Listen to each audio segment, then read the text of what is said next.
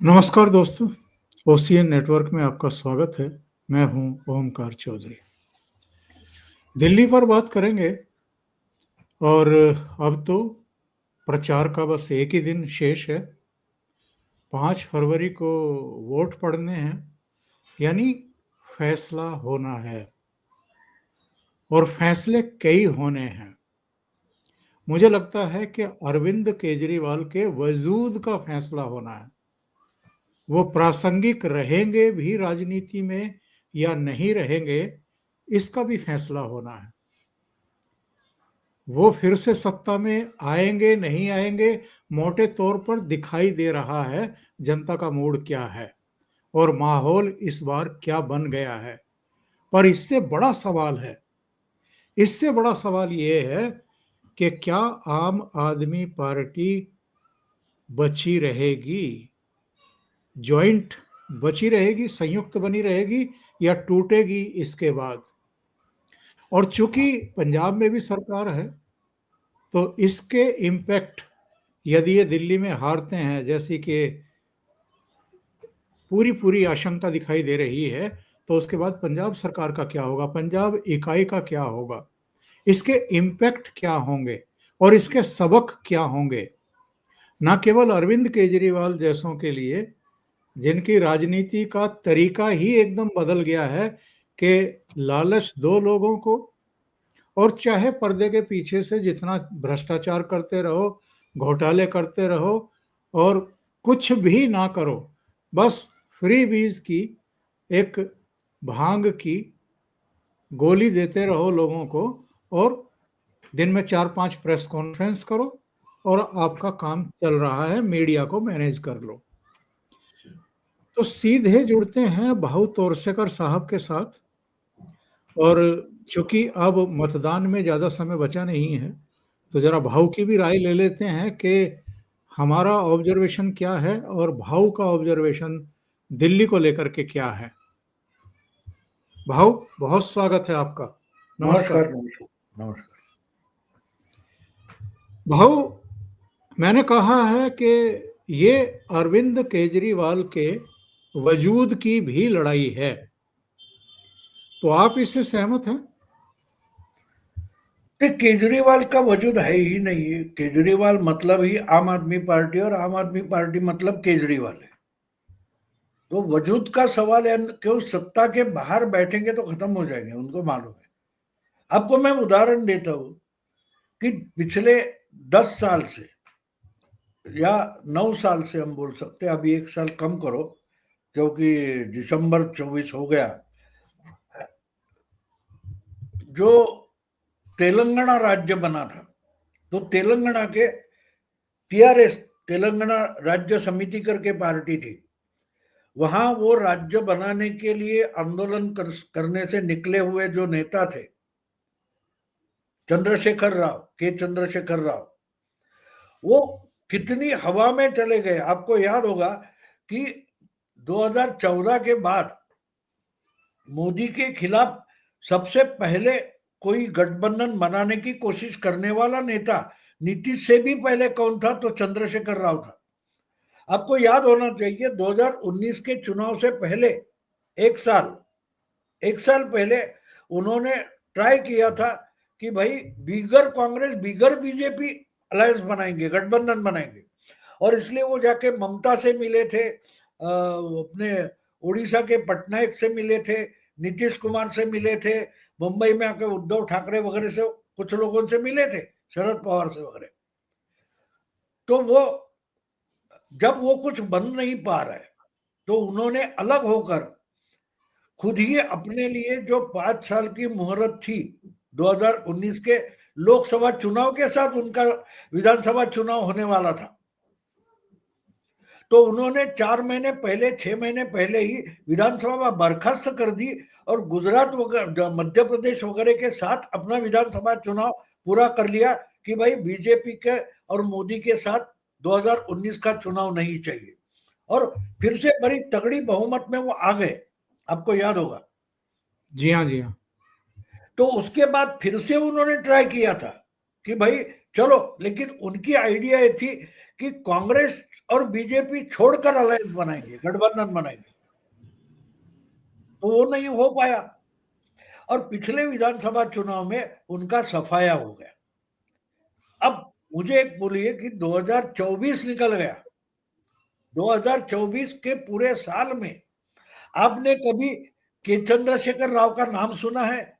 शायद उनकी बेटी का नाम सुना है, कविता, जो जी हाँ। केजरीवाल के शराब घोटाले में एक आरोपी है। तो जो उनकी हालत हो गई, आप जो वजूद का सवाल पूछ रहे हैं, आज के चंद्रशेखर राव का वजूद क्या है? क्योंकि single man single leader party जो होती है, उनकी यही तो हालत होती है। और मुझे याद है, जिस दिन चुनाव के रिजल्ट आ गए थे, उसके बाद वो कुछ बाथरूम में गिर पड़े और उनको हॉस्पिटल में जाना पड़ा। 3-4 महीने हॉस्पिटल के खबरें आ रही थी, अब तो खबर तक नहीं आती, सफाया हो गए उनका उधर से। तो ये समझना जरूरी होता है, जब आप पार्टी चलाते हो तो आपको 2 या 3 कम से कम अच्छे लीडर रखने पड़ते। जब एक के बाद एक सत्येंद्र जैन, सिसोदिया जेल में गए और संजय राव, ये संजय सिंह गए और बाद में केजरीवाल जेल में गए, तो आम आदमी पार्टी का काम चलाने वाला कोई बचा नहीं था, सरकार ठप पड़ी थी। कम से कम 6 महीने के लिए दिल्ली गवर्नमेंट ने कुछ काम ही नहीं किया था। तो ये ईडी के खिलाफ ये बोले, उनको तो लोग दिखा दिया लोकसभा में। तो ये उनके वजूद की लड़ाई नहीं, एक एक सपना जो लोगों को दिखाया था उन्होंने, उस सपने के वजूद की लड़ाई। केजरीवाल एक सपना बनकर लोगों की जिंदगी में आए थे, वो सपना उन्होंने खुद ही तोड़ दिया है। और इसलिए जो छटपटा रहे, हम देख रहे हैं छटपटा रहे हो। और आपने कभी नहीं देखा होगा इतने वो डरे हुए, इतने डरे हुए। मैंने, आपको याद होगा 2013 के चुनाव में जब 28 सीटें उनको मिली थी और कांग्रेस के सपोर्ट से उन्होंने गवर्नमेंट बनाया था, तो उसके बाद वो लोकसभा में उतरे 14 के और बुरी तरह से वाराणसी में पिटकर वापस आ गए। उसके बाद उन्होंने बोला था कि बस और राज्यों में नहीं जाना है, अब अगले 5 साल मैं दिल्ली के लिए ही काम करूंगा। और योगेंद्र यादव वगैरह वगैरह है, उनको भी चुप कराया था कि बस दिल्ली के आगे बात करनी नहीं है। याद है आपको? तो उस बिल्कुल से बिल्कुल। वो डरे हुए थे बिल्कुल। आज वो 2014 की 2015 की विधानसभा चुनाव की हालत थी, वैसे में आ गए। भाव दिसंबर 2023 में 5 राज्यों के चुनाव हुए थे। 3 में 205 कैंडिडेट इन्होंने खड़े किए, सबकी जमानतें जब्त हो गई। 205 की सबकी जमानत जब्त हुई। फिर हरियाणा विधानसभा चुनाव में उतरे, 88 में से 87 की जमानत जब्त हो गई। लोकसभा चुनाव की बात करें तो इन्होंने 22 कैंडिडेट खड़े किए, 5 राज्यों में केवल 3 जीते, वो भी वहां जहां इनकी सरकार है, पंजाब में। ना दिल्ली में 2014 में खाता खुला, ना 2019 में, ना 2024 के लोकसभा चुनाव में। तो लोगों ने संकेत देना शुरू कर दिया है काफी समय पहले से। हाँ बिल्कुल, मैं मानता हूँ। देखो, एक बात है कि जो मुंबई में शिवसेना का होता था, 66 में स्थापन हुई शिवसेना, 67 से लेकर लगातार बीएमसी के चुनाव लड़ती रही। पहली बार चुनाव लड़ी तो 42 पार्षद शिवसेना के चुनकर आए थे। लेकिन 72 और 85 छोड़कर जनरल इलेक्शन में मुंबई से 28 या 36 एमएलए चुनकर आते थे। शिवसेना को 2 एमएलए एक साथ चुनकर कभी नहीं। एक 72 में एक आए थे प्रमोद नवलकर, और 85 में छगन भुजबल चुनकर आए, लेकिन कारपोरेशन में अच्छा करती थी। बिल्कुल वही केजरीवाल की हालत दिल्ली में है। लेकिन इन्होंने दिल्ली के लोगों को संभालना जरूरी था कि ठीक है, लोकसभा में नहीं तो विधानसभा में हम अच्छी सीटें पाते हैं। लेकिन आज देखिए, सबसे उसको, आज अगर केजरीवाल सबसे डरे हुए हैं तो स्वाति मालीवाल से डरे हुए हैं। वो हर मोहल्ले में, गली में जाकर इसने क्या काम नहीं किया है, लोगों को कैसे संभ्रमित किया, ये दिखाने का सबसे बड़ा काम स्वाति मालीवाल कर रही है। ये इनकी ही पार्टी की राज्यसभा सदस्य है, तो वो जितना एक्सपोज कर रही है उतना तो कांग्रेस और बीजेपी ने भी केजरीवाल को एक्सपोज नहीं किया है। कूड़े के ढेर हम देख रहे हैं, गंदी नालियां या खुले पड़े सीवर, जो गड्ढे के रास्ते हम देख रहे हैं।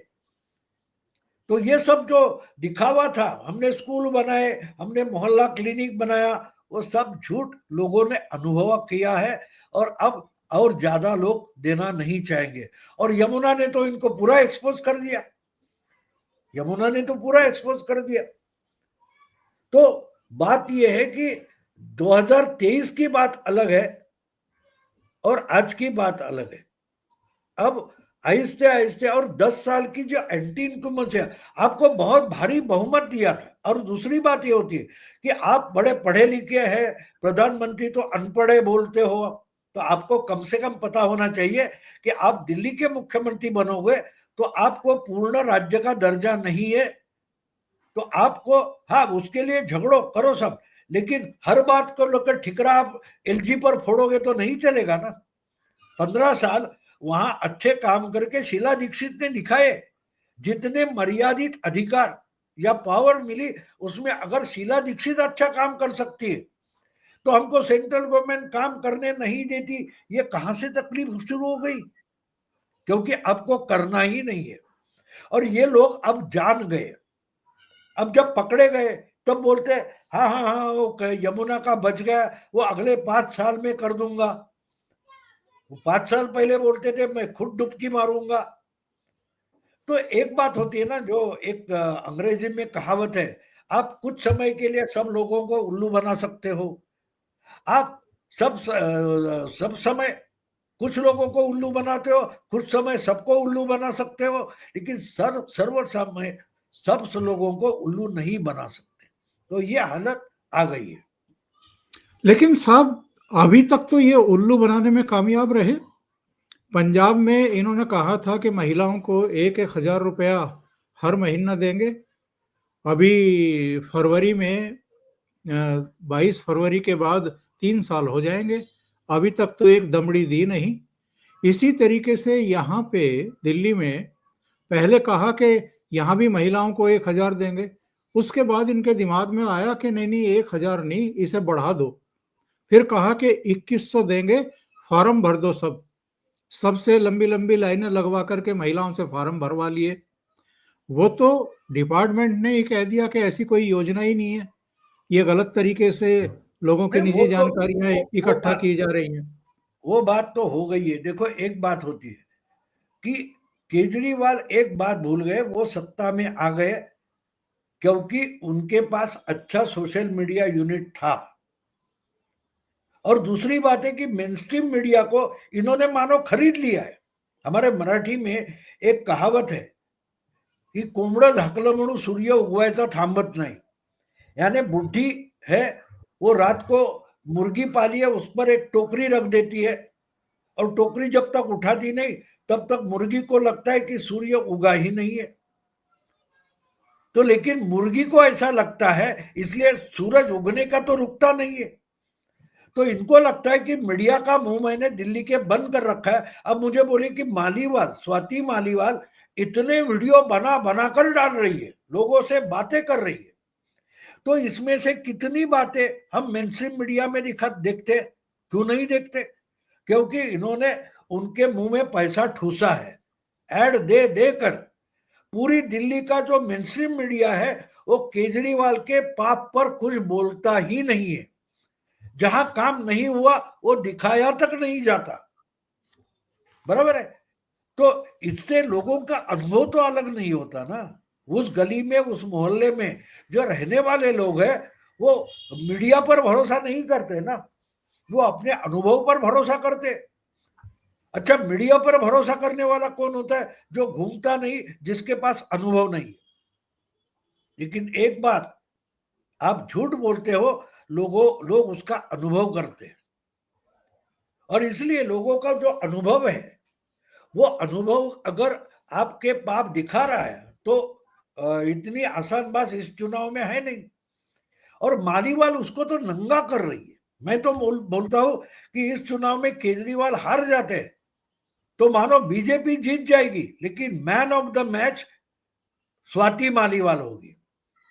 उसकी मेहनत ज्यादा रंग लाएगी, ऐसा मैं मानता हूं। भाऊ, कांग्रेस आपको लड़ती हुई दिखाई दे रही है क्या? और अगर वो लड़ती हुई दिखाई दे रही है तो अरविंद केजरीवाल को आम आदमी पार्टी को कितना डैमेज करेगी, और इसका भारतीय जनता पार्टी को कोई फायदा? बिल्कुल, देखो केजरीवाल जो खड़ा है वो उस टेबल पर खड़ा है जिस टेबल का नाम कांग्रेस है।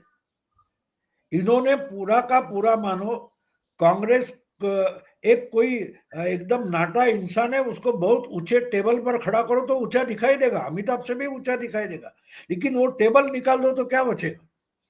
तो बीजेपी का अपना कोर वोटर है वो उसके साथ इंटैक्ट है, लेकिन जो फ्लोटिंग वोटर है प्लस के कांग्रेस का वोट लेकर केजरीवाल बड़ा हो गया।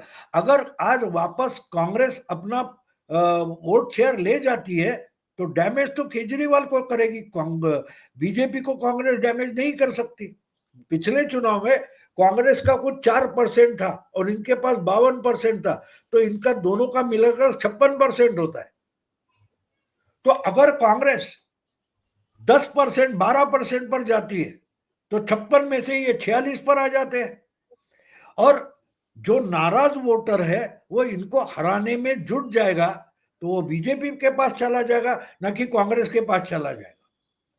तो इनका जो 56%, 50% से ज्यादा वोट दिखाई देता है 2015 या 2020 में, उसमें इनका कोर वोटर 20-22% से ज्यादा नहीं है। तो इनके पास जो 30% एक्स्ट्रा वोट है वो लोकसभा में उनमें से 15-17% बीजेपी के पास चला जाता है फ्लोटिंग वोटर, और बचा हुआ कांग्रेस के पास चला जाता है। तो कांग्रेस उसमें से 10% ले ले और बीजेपी 10% ले ले तो ये 52% से 32% तक नीचे आ जाएगी। और एक बात है, आप एक बात समझ लो, बीजेपी की इस टाइम की जो स्ट्रेटेजी है, रणनीति है और गणित है, वो लेकर वो मैदान में उतरे। अभी भी मेरा ख्याल है लोकसभा में बीजेपी के कुछ 52-54% थे, तो 52-54% से 38% का मतलब 16% पिछले लोकसभा से विधानसभा के बाद बीजेपी ने गेन किया है 16%, लेकिन वो 16% फ्लोटिंग वोटर है, वो विधानसभा में बीजेपी के साथ रहता नहीं। तो बीजेपी ने इस वक्त एक काम किया है, उस 16% वाले जो है फ्लोटिंग वोटर है उसको रोक के रखने का काम करेंगे, रोक के रखने का काम करेंगे। अगर उसमें 10% हम देखते ना पानी की धारा में, अगर हम कुछ जाली रख देते, रोकने की कोशिश करते तो उसमें मछली फंस जाती है, तो फ्लोटिंग वोटर निकल जाता है तो पानी के साथ निकल जाता है। अगर जाली रखते हैं तो जाल में वो मछली फंसती है। वैसे ही अगर 16-17% फ्लोटिंग वोटर में बीजेपी अगर 8-10% रोक देती है तो वो 38 से 48, 40, 50% तक चली जाती है, और यहाँ केजरीवाल का बड़ा नुकसान है। बीजेपी एक तो फ्लोटिंग वोटर रोकने की कोशिश कर रही है और कांग्रेस अपना ओरिजिनल कोर वोटर वापस लेने की कोशिश कर रही है। तो दोनों तरफ से अगर टुकड़े टुकड़े होने वाले हैं तो आम आदमी पार्टी के वोट बेस के होने वाले। बिल्कुल सही आकलन है भाऊ। और मैं दर्शकों को बता दूं, 2013 2012 में इन्होंने आम आदमी पार्टी गठित की थी। 2013 में इनको 28 वोट मिली थी 30% वोटों के साथ। भारतीय जनता पार्टी को 33% वोटों के साथ 31 सीटें मिली थी, और कांग्रेस पार्टी को 25% वोटों के साथ 8 सीटें मिली थी। 3 निर्दलीय चुनाव जीते थे। लेकिन 2015 में खेल बदल गया पूरी तरीके से, और ये कांग्रेस की गलती की वजह से बदला, क्योंकि उसने 2013 में अरविंद केजरीवाल को समर्थन देकर के उनको मुख्यमंत्री बनवा दिया। तो लोगों ने सोचा कि जब मुख्यमंत्री अरविंद केजरीवाल को ही बनना है और कांग्रेस भी उसी को मुख्यमंत्री बना रही है, तो फिर हम क्यों ना सीधे केजरीवाल को वोट दें। नतीजतन 2013 में आम आदमी पार्टी को जो 30% वोट मिला था वो बढ़कर के सीधे 54% हो गया और उसकी सीटों की संख्या हो गई 67। और यही रिपीट हुआ 2020 में। 2020 में तो और बड़ी गलती करी राहुल गांधी ने, बीच चुनाव कांग्रेस पार्टी को विड्रॉ कर लिया और जो इन्होंने 2015 में मरी गिरी हालत में भी 10% वोट हासिल किए थे वो खिसक करके चले गए 4.3%, यानी करीब करीब 5.5-6% वोट इनका और घट गया। ना इनको एक सीट 2015 में मिली ना 2020 में मिली। तो अब तो कांग्रेस जो है वो मरती क्या ना करती वाली कंडीशन में है। और भाऊ मैं बीजेपी का भी आंकड़ा दर्शकों को बता करके फिर आपके पास आता हूं। बीजेपी ने 2015 में 32% वोट हासिल किए थे, 2013 में 33% वोट हासिल किए थे और पिछले चुनाव में 2020 में तो 39%, 39% विधानसभा में वोट हासिल किए थे। तो भाऊ बिल्कुल ठीक कह रहे हैं कि अगर केजरीवाल नीचे आते हैं, कांग्रेस पार्टी थोड़ी सी बढ़ती है, तो ये जो 39% वोट थे 2020 में भारतीय जनता पार्टी के पास, जो लोकसभा में भी इसका वोट शेयर 54% है ऑलरेडी। तो अगर ये बढ़ती है 4-5% वोट भी प्रतिशत भी बढ़ती है और 45-46 तक चली जाती है तो भारतीय जनता पार्टी बहुमत हासिल कर सकती है भाऊ। बिल्कुल। और हम लोकसभा के आंकड़े हम देखें, लोकसभा की जो मतगणना है उसमें 70 में से 52 सीटों पर बीजेपी को बढ़त है, 52 सीटों पर बढ़त है। और बीजेपी ने बिल्कुल वही सीटें टारगेट की है। जो खबर मेरे पास है उसका यह है कि कुछ 8 सीटें मुस्लिमों की है और कुछ 8 सीटें दलितों की है। वो 16 सीटें हम छोड़ देते तो आप देखिए बचती है 54 सीटें।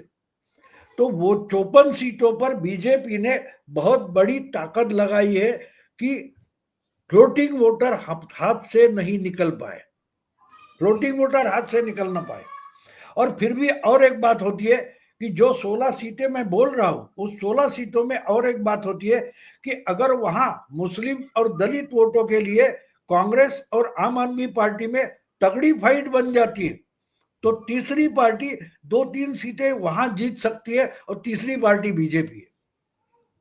तो मैं मान रहा हूं कि 70 में से 50 सीटें ऐसी निकल कर आएगी कि जो बीजेपी को फायदेमंद हो सकती है। तो बीजेपी तो आएगी, उसकी बीजेपी तो सत्ता में आएगी, इसके बारे में मेरे मन में शक नहीं है। हाँ, लेकिन एक बात है कि आम आदमी पार्टी की हालत क्या होगी। कि आम आदमी पार्टी का मतलब आप केजरीवाल मुख्यमंत्री होता है और अगर केजरीवाल मुख्यमंत्री नहीं होता तो इसके साथ रहेगा कौन, इसके साथ रहेगा कौन। क्योंकि आपको याद होगा कि इन्होंने अपने बहुत सारे कार्यकर्ताओं को यहाँ कोई वॉचमैन बना दो, यहाँ मार्शल बना दो। ये जो पैसे बांटने का, सत्ता के पैसे जो है, सरकार खजाना है, वो लुटवाने के लिए अपने वॉलेंटियर को पोसते हैं। अगर सत्ता का खजाना ही इनके हाथ नहीं रहा तो वो वॉलेंटियर भी नहीं रहेंगे। केजरीवाल वो जानते हैं और इसलिए जो छटपटाहट चल रही है, तिलमिला रहे हैं, तो उसका कारण आप समझ लो कि ये नहीं, सत्ता नहीं तो केजरीवाल नहीं।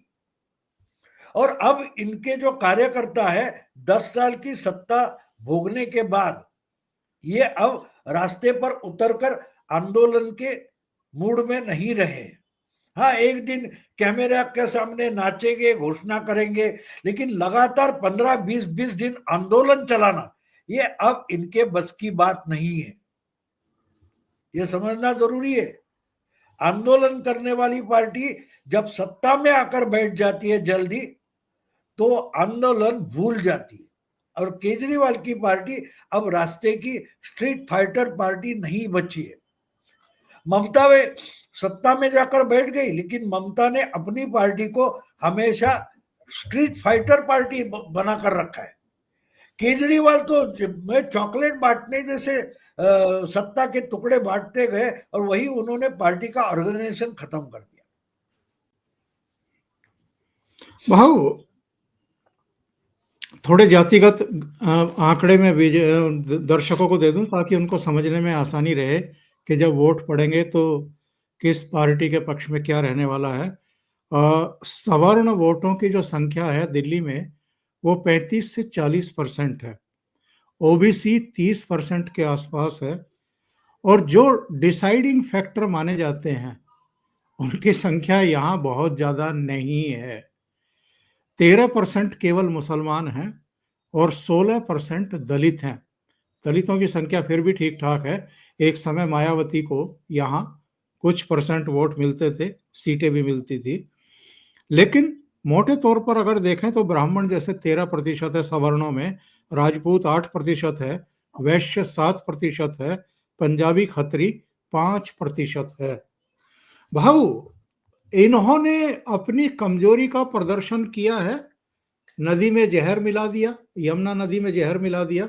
इसके अलावा दूसरा अपनी कमजोरी का प्रदर्शन दिया, अखिलेश यादव को चुनाव प्रचार में बुला करके ये साबित कर दिया कि अब अकेले अपने ऊपर भी उनका भरोसा उठ गया है कि मैं अकेले दम पर वोट हासिल कर सकता हूं, यानी किसी संगी साथी को बुलाना पड़ गया। और उद्धव ठाकरे के बेटे वहां से बैठ करके अपील कर रहे हैं अरविंद केजरीवाल के लिए। ये सब शो करता है कि केजरीवाल बुरी तरह हिले हुए हैं।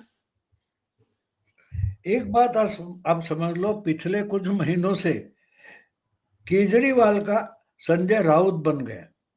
उस दिन के लिए मुंह में आए वो बात कर दो, बस उसकी ब्रेकिंग न्यूज होनी चाहिए। उसमें कोई मतलब हो ना हो, फायदा हो ना हो, नुकसान हो तो भी चलेगा, लेकिन खबर तो बननी चाहिए। तो इस ढंग से संजय राउत ने पार्टी ही डुबा दी, तोड़ दी, फोड़ दी। तो केजरीवाल और क्या कर रहे हैं? केजरीवाल अलग क्या कर रहे हैं? वो तो पूरा। और दूसरी बात है कि 5 साल पहले या उसके 5 साल पहले 2015 हो या 2020 हो, कम से कम इनको इनके क्या बोलते हैं, चरित्र पर दाग नहीं था। आज तो मन्नाडे के गाने जैसी बात हो गई है, लागा केजरी में दाग छुपाऊ कैसे, मुंह दिखाऊ कैसे, ये हालत हो गई है। अगर ये हालत में आप 15 साल 10 साल 5 साल पहले केजरीवाल इस हालत में नहीं थे कि मुंह छुपाकर भागो। आप करप्ट लोगों को, आप कोई भी किसी भी पार्टी से आ रहा है उसको टिकट दे रहे हो। कल परसों तो इनके 8 एमएलए 2 दिन पहले चुनाव के पहले निकलकर बीजेपी में आज कुछ शामिल वगैरह हो गए, ठीक है, लेकिन वो जब बात बोलते हैं तो लोग कब तक आप पर भरोसा करेंगे? आप झूठे हैं, ये आपके 10 12 15 साल के सहयोगी है, वो बता रही है सिर्फ झूठा है। और सिर्फ झूठा नहीं, झूठों का बड़ा सरताज है। तो इससे निकलना केजरीवाल के लिए बिल्कुल मुश्किल है। मैं तो राह देख रहा हूं 8 फरवरी को क्या होता है, क्योंकि उस दिन केजरीवाल का चेहरा देखने जैसा होगा, जैसा कि वाराणसी में पूरी बुरी तरह से हार गया था और उसके बाद जो उसका चेहरा मुरझाया हुआ था, बिल्कुल वो चेहरा हम देखेंगे। अब याद रखो मेरे शब्द कि 8 फरवरी को केजरीवाल मुरझाया हुआ चेहरा लेकर कैमरा के सामने आएंगे और गलती हो गई हम फिर से ट्राई करेंगे वगैरह वगैरह बोलेंगे। भाऊ भारतीय जनता पार्टी ने हरियाणा जीता है, आपका स्टेट जीता है महाराष्ट्र, अब दिल्ली हैट्रिक पर है, और दिल्ली की जीत के बाद बिहार का बहुत प्रतिष्ठापूर्ण एक और चुनाव होने जा रहा है, और उसके बाद पश्चिम बंगाल है। दिल्ली की जीत भारतीय जनता पार्टी के लिए बड़े बूस्टर का काम करेगी। नहीं, देखो हरियाणा में जो धक्का लगा था लोकसभा के बाद, उससे संभालने की कोशिश हरियाणा में हुई, वो भूलकर आगे चलने की शुरुआत महाराष्ट्र में हो गई। तो ये उसके बाद का तीसरा कदम होगा। और इसलिए देखो, पिछले 2 विधानसभा चुनाव दिल्ली में बीजेपी सीरियस नहीं थी, तो इस वक्त बीजेपी सीरियस है और उतनी ही कांग्रेस सीरियस है। कांग्रेस की स्ट्रेटेजी समझ लो। कांग्रेस मानती है कि अगर अभी केजरीवाल जीत गया तो केजरीवाल की ये तीसरी जीत नहीं होगी, ये राहुल को तीसरी बार लॉन्च करने का जो अवसर है वो कांग्रेस गवाएगी। इसलिए आज दिल्ली में केजरीवाल का हारना कांग्रेस के लिए बहुत जरूरी हो चुका है। तो केजरीवाल की हार कांग्रेस के लिए जरूरी है और बीजेपी को जीत किस लिए चाहिए कि वो मोमेंटम आगे लेके जाना है, मोमेंटम आगे लेके जाना है। और कांग्रेस की आइडिया क्लियर है कि मोदी को अगर आगे चलकर हराना है तो आज केजरीवाल को दिल्ली में हराना जरूरी है कि केजरीवाल ये राहुल को अल्टरनेटिव नहीं है, ये दिखाने का एक सबसे बड़ा तरीका क्या है। तो ये अपना ही स्टेट इतना बड़ा भारी बहुमत होने के बावजूद तीसरी बार जीत नहीं पाया, ये दिखाना कांग्रेस के लिए जरूरी हो गया। तो केजरीवाल की हार बीजेपी के लिए इतनी जरूरी नहीं, उतनी ज्यादा कांग्रेस के लिए जरूरी है। और बीजेपी को तो मोमेंटम आगे लेके जाना है, बात साफ है। और भाऊ, अगर मैं एक टेढ़ा सवाल करूं, टेढ़ा सवाल ये कि अगर केजरीवाल जीत गए तो ये दिल्ली की हार होगी या भारतीय जनता पार्टी की हार होगी? नहीं, भारतीय जनता पार्टी की हार वगैरह से मैं मतलब नहीं रखता। शायद हार भी जाए, उसमें कोई बड़ी बात नहीं है। देखो, दिल्ली की हार जरूर होगी, लेकिन एक बात भी मैं बता दूं। देखो, पहली बार है पिछले 10, 15, 20 साल में कि कोई ओपिनियन पोलस्टर देने की हिम्मत नहीं कर रहा है। तो एक बात आप समझ लो कि आज देश की चुनाव की राजनीति में सबसे बड़ा खिलाड़ी अगर कौन है तो मतदाता है, वोटर है। सबसे बड़ा खिलाड़ी बन गया है कि तुम कुछ भी अन्ना दो, पॉलिटिकल पार्टी, पोलस्टर, ओपिनियन वाले, सबको डरा कर रखा है वोटर ने। तो मैं मानता हूं कि बीजेपी के हार जीत से मतलब नहीं है। अगर इतना नालायक आदमी, झूठा आदमी अगर तीसरी बार चुनकर आता है तो दिल्ली के लिए बहुत बुरी बात होगी, दिल्ली वालों के लिए बुरी बात होगी। और जो सरकार चलाने वाले हैं सेंट्रल गवर्नमेंट के, उनको सोचना पड़ेगा क्या दिल्ली जैसी राजधानी में भिखारियों को जैसे रेवड़ी पर जिंदा रहने वाली लोक संख्या बढ़ने देनी है या नहीं, ये भी बीजेपी को सोचना पड़ेगा। भाऊ, बहुत बहुत धन्यवाद जुड़ने के लिए, ओशियन नेटवर्क के लिए इतना समय निकालने के लिए और एक बहुत ही महत्वपूर्ण मुद्दे पर चर्चा करने के लिए। नमस्कार।